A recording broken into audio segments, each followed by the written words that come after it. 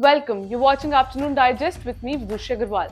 Join us as we break down the day's top stories and bring you the latest developments from around the globe. In a first, Lebanon's terror group Hezbollah has issued a warning stating that Israel will face consequences for killing high-level Iranian Revolutionary Guards in a strike on Iran's consulate in Damascus, Syria.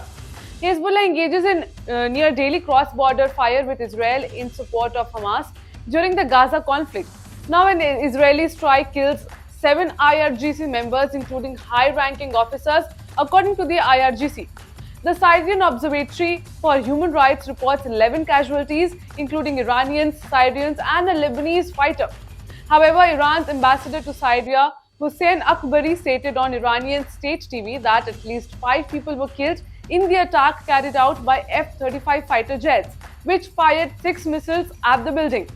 AFP reporters witnessed the collapse of the annex building, with emergency services racing to search for victims under the rubble as sirens blared in the upscale Damascus district of Meza.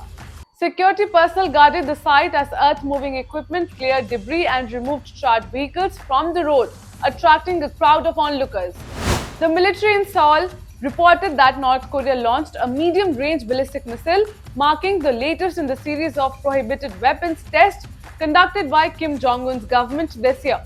This ballistic missile test is the third of 2024 following a solid fuel test under Kim's supervision in March and a test with a maneuverable hypersonic warhead in January.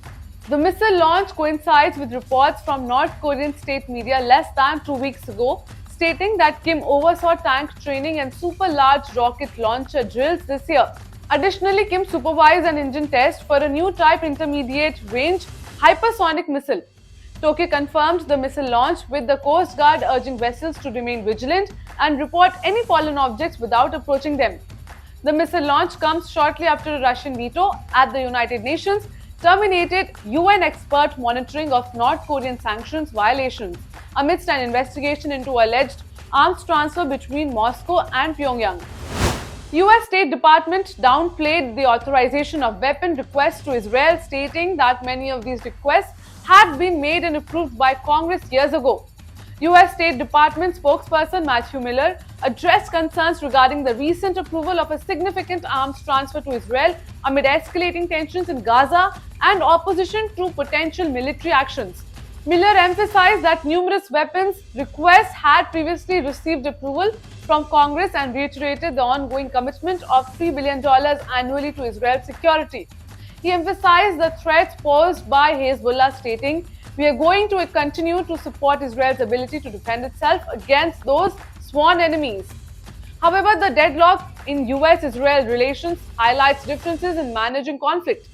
Biden administration's decision not to veto UN resolution urging ceasefire sparks disagreements with Israel, seen as undermining its stance.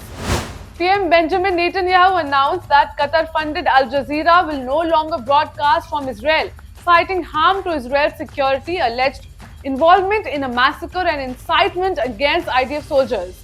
Netanyahu stated, Al Jazeera harmed Israel's security, actively participated in the October 7 massacre, and incited against IDF soldiers.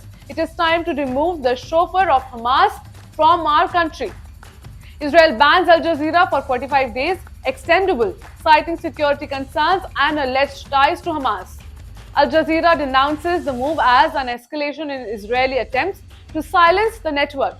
For those unaware, let me tell you that banning a media house in Israel involves a process where the security services present a position paper to the Prime Minister and Communication Minister, detailing factual allegations against the channel.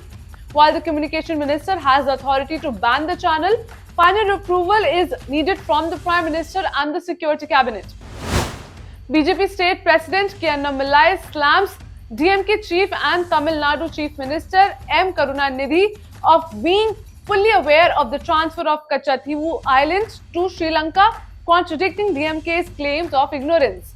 Annamalai claimed that DMK MP Era Shezian criticized the Congress for the session in 1974 and suggested that Karunanidhi was uninformed. Media reports suggest that the former Tamil Nadu CM had early knowledge of the deal in 1974. Annamalai stated that the right to information or RTI documents revealed Karunanidhi was briefed about the pact by a central delegation in June 1974. The minutes indicate Karunanidhi had given approval for the transfer and even requested a postponement. Annamalai further accused Karunanidhi of promising a minor protest in Tamil Nadu against the transfer. Annamalai asserted that if Karunanidhi had opposed the pact, Congress wouldn't have transferred the islands to Sri Lanka. He held both Congress and DMK responsible for the issues faced by Tamil Nadu fishermen. That's all for the afternoon updates. We look forward to bringing you more insightful updates tomorrow. Until then, download the app and keep watching Ritam.